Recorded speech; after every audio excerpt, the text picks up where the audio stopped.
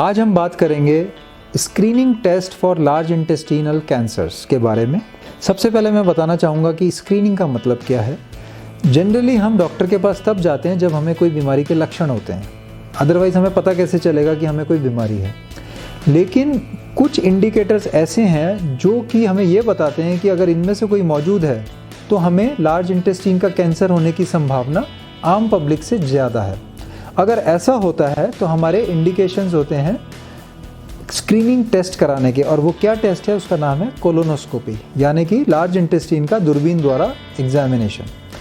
ये टेस्ट कब कराए जाते हैं, इंडिकेशंस क्या हैं इसके। जैसे पहला इंडिकेशन है एज मोर देन 50 ईयर्स। दूसरा इंडिकेशन है अगर फैमिली में किसी को भी पॉलिप्स या लार्ज इंटेस्टाइन के कैंसर की बीमारी हो तो हमें स्क्रीनिंग कराना चाहिए, क्योंकि वो जेनेटिक डिसऑर्डर भी हो सकता है।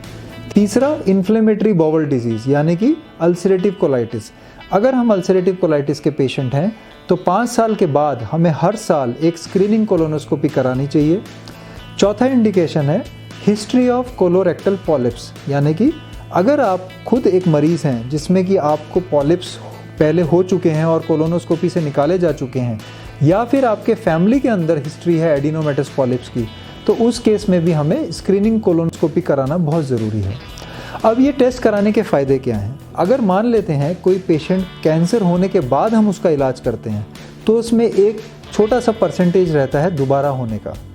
लेकिन अगर स्क्रीनिंग कर लेते हैं और उससे पॉलिप डायग्नोस हो जाता है तो पॉलिप को निकालने से कैंसर होने की संभावना बहुत ना के बराबर हो जाती है। दूसरा फ़ायदा, अगर कैंसर सिम्टम पैदा करने के बाद डायग्नोस होता है, मतलब स्क्रीनिंग से डायग्नोसिस नहीं हो रहा, पहले वो लक्षण पैदा कर रहा है जैसे स्टूल में ब्लीडिंग आना, और फिर हम कैंसर डायग्नोस करते हैं, तो ज़्यादातर चांसेस ये रहते हैं कि वो हायर स्टेज में पकड़ा जाए, जबकि स्क्रीनिंग में हम फर्स्ट या सेकेंड स्टेज में उस कैंसर को पकड़ सकते हैं।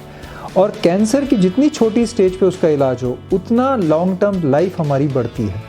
तो स्क्रीनिंग कोलोनोस्कोपी बहुत इंपॉर्टेंट है, उसको अपनाइए, डॉक्टर को पूछिए और अगर वो सलाह दे तो उसको ज़रूर कराइए।